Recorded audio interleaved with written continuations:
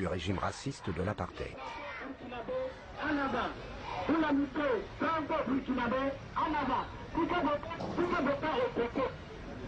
Des tueurs comme Peter Botha ont eu le droit de parcourir la France si belle et si propre. Ils l'ont taché. Ils l'ont taché de leurs mains et de leurs pieds couverts de sang.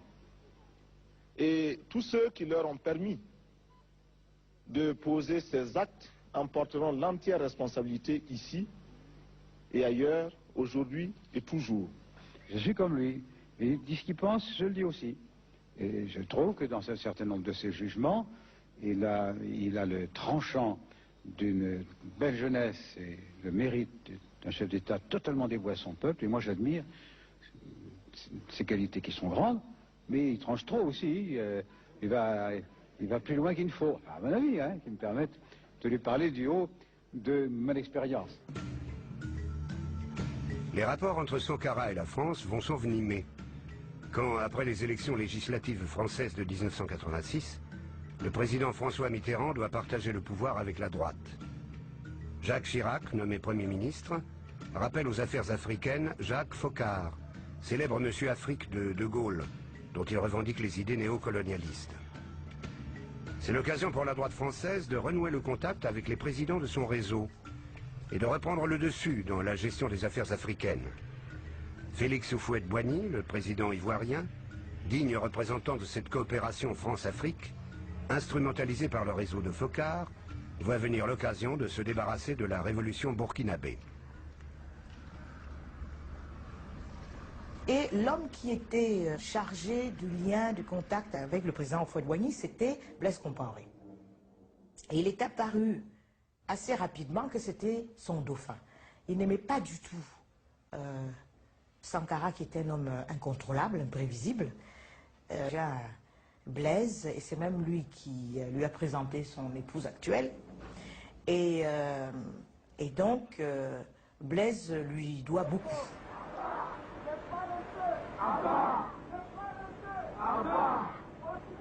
Nous sommes en 1987. Sankara ne répond pas aux exigences d'une partie de la population, fatiguée après tant d'années d'efforts et de restrictions, et qui aspire à plus de libéralisme. Blaise Compaoré, toujours numéro 2 du pouvoir, profite de cette lassitude et du soutien de Félix Houphouët-Boigny, et indirectement de celui de la France, pour désavouer Thomas Sankara. Le cercle d'amis de Thomas Sankara se restreint. Selon le capitaine Boukari Kaboré, un de ses derniers et plus fidèles partisans, Blaise Compaoré est de plus en plus impatient de prendre le pouvoir.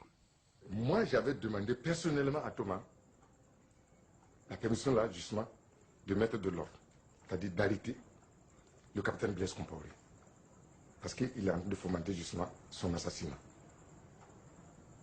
Il m'a dit non, l'amitié ne se trahit pas. J'ai dit mais ce n'est plus l'amitié. Quand par exemple on planifie de tuer, ce n'est pas bon. Il dit c'est pas correct. L'amitié, c'est pas à nous de trahir l'amitié, c'est à eux de trahir. Je me retrouve un peu comme un cycliste qui grimpe une pente raide, qui a à gauche, à droite des précipices. Il est obligé de pédaler, de continuer de pédaler, sinon il tombe. Alors pour rester moi-même et pour me sentir moi-même, je suis obligé de continuer dans cette lancée-là. Vous vous sentez isolé en Afrique? Mal compris en tout cas. Mal compris, mal aimé? Mal aimé. Ouais. On a parlé du Che Guevara. Et j'ai dit, mais écoutez, le 8 octobre prochain, c'est le 20e anniversaire de l'assassinat de Che Guevara. Et presque toute la nuit, on discutait du Che et de la manifestation de souvenirs. Et tout à coup, ça je me souviens, comme si c'était hier, il me regardait et me dit, il est mort à 39 ans. Est-ce que moi, comme le Che, est-ce que j'arriverai à 39 ans? Et puis, la conversation a repris. Une sorte de prémonition de la mort. L'Afrique, à nouveau secouée par le démon du coup d'État. La nouvelle a été confirmée ce matin à Ouagadougou. Thomas Sankara, ancien chef d'État du Burkina Faso, l'ancienne Haute-Volta, a été tué hier lors de l'attaque du palais présidentiel. Thomas Sankara, un président pas tout à fait comme les autres. Le 15 octobre 1987, Thomas Sankara est surpris en pleine réunion avec une douzaine de collaborateurs. Des éléments de la garde rapprochée de Blaise Compaoré débarquent et tirent. De son corps, il ne reste plus que des débris. Il est enterré dans la nuit, à la va-vite, comme un chien.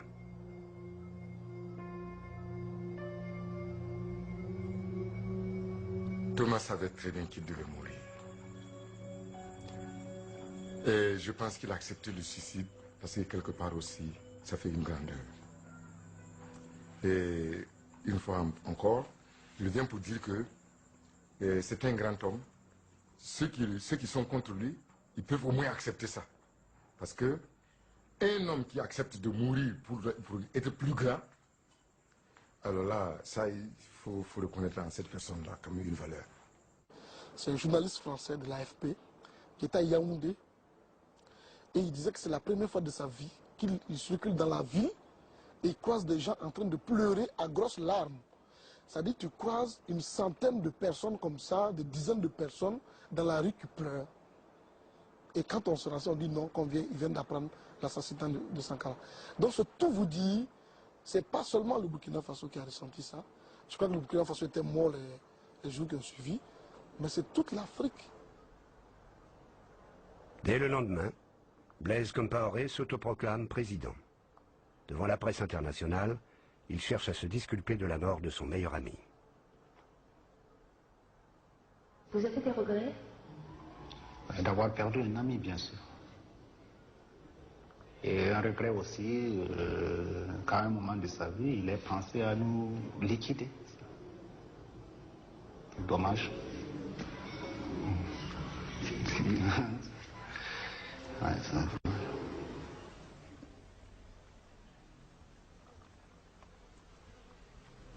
And I remember at that time, there were two very good friends, Thomas Sankara and Blaise. Yeah. Thomas Sankara and Blaise. You know.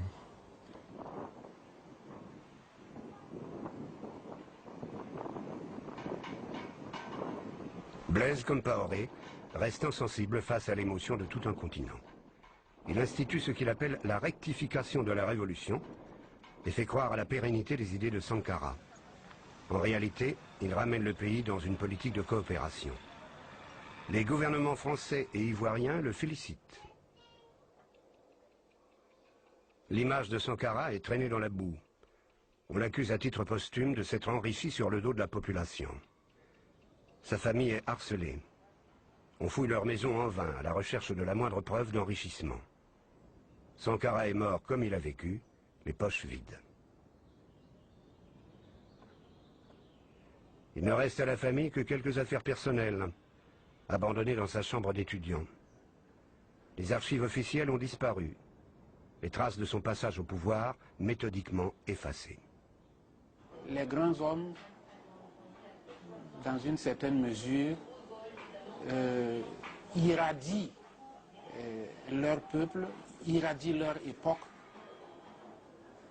bien après leur départ, je veux dire bien après leur mort, parce que c'est quand vous avez perdu quelque chose que vous vous rendez compte de sa véritable valeur.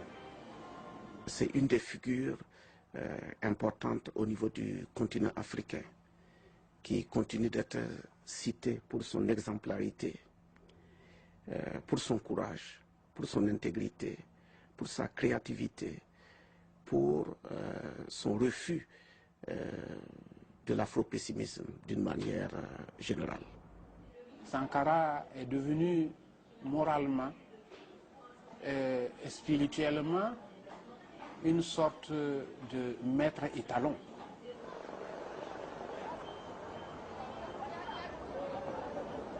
Avec le temps, pour les Burkinabés, mais aussi pour l'ensemble des Africains, la mort de Thomas Sankara est devenue le symbole d'un gâchis, avec l'amertume d'avoir raté l'occasion, celle de sortir du gouffre. sur la cité endormie. Un vautour a plané dans la nuit, et de sa voix, oui, de sa voix lugubre,